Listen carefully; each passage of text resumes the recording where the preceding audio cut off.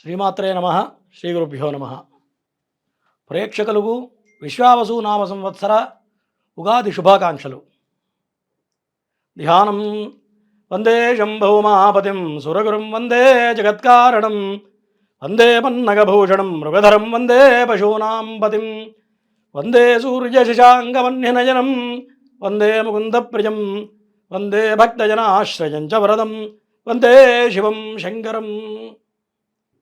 ముందుగా విశ్వావసు నామ సంవత్సరంలో మేషరాశి నుండి మీనరాశి వరకు ద్వాదశ రాశుల వాళ్ళకి ఈ కొత్త సంవత్సరం ఏప్రిల్ మాసంలో ఏ విధంగా ఉందో ఇప్పుడు చూసుకుందాం.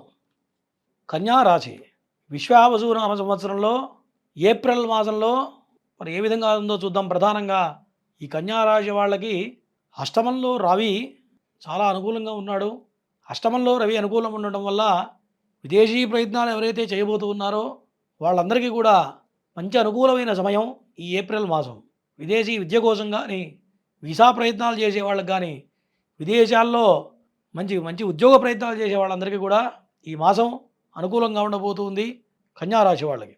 అట్లాగే ప్రధానంగా కన్యారాశి వాళ్ళకి కాలసర్ప దోషం కనపడుతూ ఉంది. ఈ షష్టగ్రహ కూటమి సమయంలో రాహుకేతువుల మధ్యలో కొన్ని గ్రహాలు బంధింపబడ్డాయి. ఈ కాలసర్ప యోగం అంటారు. ఈ కాలసర్ప యోగము మరి దేశాన్ని మొత్తానికి కూడా కొంత అరిష్టమైనటువంటి కాలం. అదే సమయంలో మరి 30 సంవత్సరాల క్రితం ఎవరైతే జన్మించారో వీళ్ళందరికీ కూడా కాలసర్ప యోగం కనపడుతూ ఉంది. దాని ప్రభావం ఈ మాసం నుంచి కొంత ఇబ్బంది పెట్టేటువంటి కాలం. కన్యారాశి వాళ్ళకి జన్మ లగ్నంలో కేతు ఉండడం వల్ల కొంత ముఖ్యమైన నిర్ణయాలు తీసుకునే విషయంలో కొంత జాగ్రత్త అవసరం. అంటే కోపంతో మరి స్పీడ్గా ఏవైతే నిర్ణయాలు తీసుకుంటారో, కొన్ని తలకాయలేని నిర్ణయాలు తీసుకుంటూ ఉంటారు. అంటే ఆలోచన లేని నిర్ణయాలు, తొందరపాటు నిర్ణయాలు తీసుకుంటారో దానివల్ల కొన్ని ఇబ్బందులు కనపడుతూ ఉన్నాయి. కాబట్టి ఇటువంటి ముఖ్యమైన నిర్ణయాలు తీసుకునే విషయంలో కొంత ఆచితూచి అడుగులు వేయటం అనేది ప్రధానంగా కన్యారాశి వాళ్ళకి చెప్పదగ్గ సూచన. అట్లాగే ఈ కన్యారాశి వాళ్ళు ఎవరైతే వివాహ ప్రయత్నాలు చేస్తున్నారో వాళ్ళకి ఈ మాసం చాలా అనుకూలంగా ఉంది. మరి సినీ రంగ ప్రముఖులకు కూడా ఈ మాసం మొత్తం కూడా చాలా అనుకూలంగా ఉంది.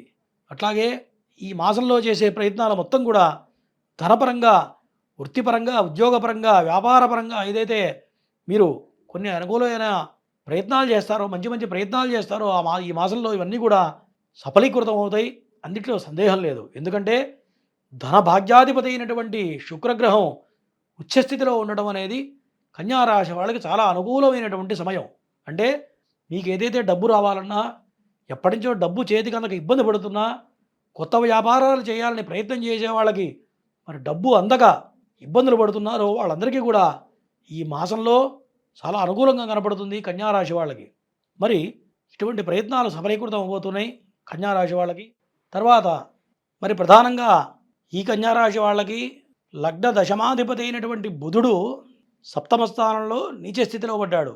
అంటే సప్తమ స్థానం కళత్ర స్థానం. మరి భార్యకి కొన్ని అనారోగ్య సమస్యలు, మరి దంపతుల్లో ఎవరో వాళ్ళకి, స్త్రీకి కానీ పురుషులకు కానీ అనారోగ్య సమస్యలు కనపడుతూ ఉన్నాయి. కొంత నరాల వీక్నెస్ రావడం కానీ, నర్వ్స్కు సంబంధించిన సమస్యలు రావడం కానీ ఈ మాసంలో కనపడుతుంది.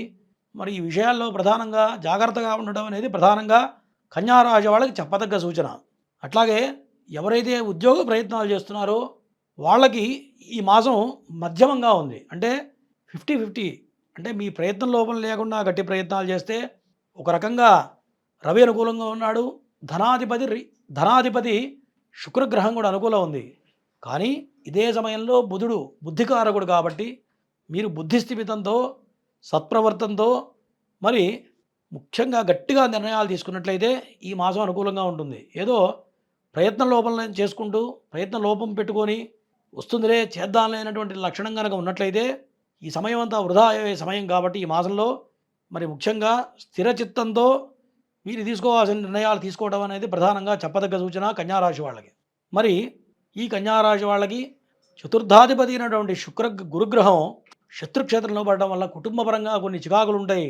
మరి తల్లిపరంగా కొంత అనారోగ్య సూచన కనబడుతూ ఉంది. కుటుంబంలో కొన్ని ఇబ్బందులు పడటం, కుటుంబంలో కొన్ని చికాకులు కనబడుతూ ఉన్నాయి. కాబట్టి కుటుంబపరంగా తీసుకుంటే నిర్ణయాలు ఈ మాసంలో కొంత జాగ్రత్త అవసరం కన్యారాశి వాళ్ళకి.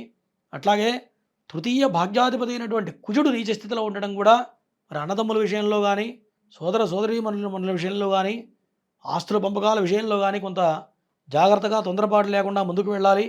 అట్లాగే తండ్రికి ఖచ్చితంగా అనారోగ్య సూచన కనపడుతుంది కన్యారాశి వాళ్ళకి. భాగ్యాధిపతి తండ్రి ఆ కుజగ్రహం నీచ స్థితిలో ఉండడం వల్ల తండ్రికి కొంత మెడికేషన్ అవసరపడుతుంది. ఖచ్చితంగా డాక్టర్ని చూసి రావాల్సిన పరిస్థితులు కనపడుతున్నాయి.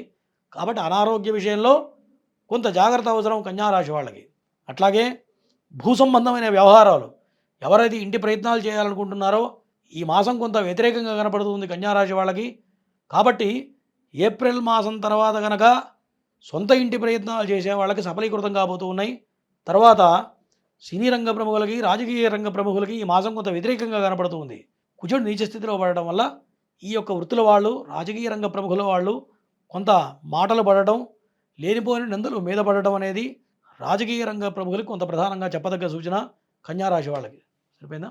మరి ఈ కన్యారాశి వాళ్ళకి ప్రధానంగా బుధగ్రహం నీచలో పడటం, మరి బృహస్పతి గ్రహం చతుర్థాధిపతి సప్తమాధిపతి అయినటువంటి గురుడు శత్రుక్షేత్రంలో పడటం ప్రధానంగా కొన్ని రకాల ఇబ్బందులు కనపడుతూ ఉన్నాయి. ఇందాక మనం చెప్పుకున్నాం.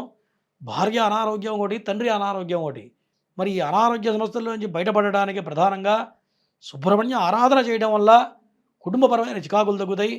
మరి శ్రీ మహావిష్ణువు విష్ణు సహస్రనామ పారాయణ చేయడం కానీ, మహావిష్ణు దర్శనం కానీ చేయడం వల్ల చెప్పిన చెడు ఫలితాలు తొలగిపోయి సత్ఫలితాలు జరగడానికి అవకాశం ఉన్నది. మరి అట్లాగే ఈ యొక్క కన్యారాశి వాళ్ళకి అనుకూలమైనటువంటి వర్ణం పసుపు వర్ణం.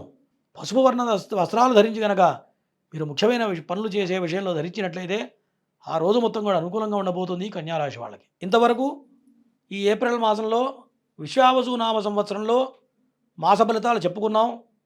మరి ఇటువంటి దుష్ఫలితాలు తొలగిపోయి సత్ఫలితాలు కలగాలంటే మీ జన్మజాతకం ప్రధానంగా చూసుకోవాలి. జన్మజాతకంలో గ్రహాలు ఉచ్చస్థితిలో ఉన్నట్లయితే ఈ యొక్క దుష్ఫలితాలు తక్కువ ప్రభావం కలిగే అవకాశాలు ఉన్నాయి. ఉచ్చస్థితిలో ఉన్నట్లయితే ఇంకా మంచి మంచి ఫలితాలు వస్తాయి. ఇవన్నీ బేరుజు ఎట్లా వేస్తామా అంటే జన్మజాతకం ప్రధానం కాబట్టి జన్మజాతకాన్ని అనుసరించి కొంత ముందుకు వెళ్ళాలి.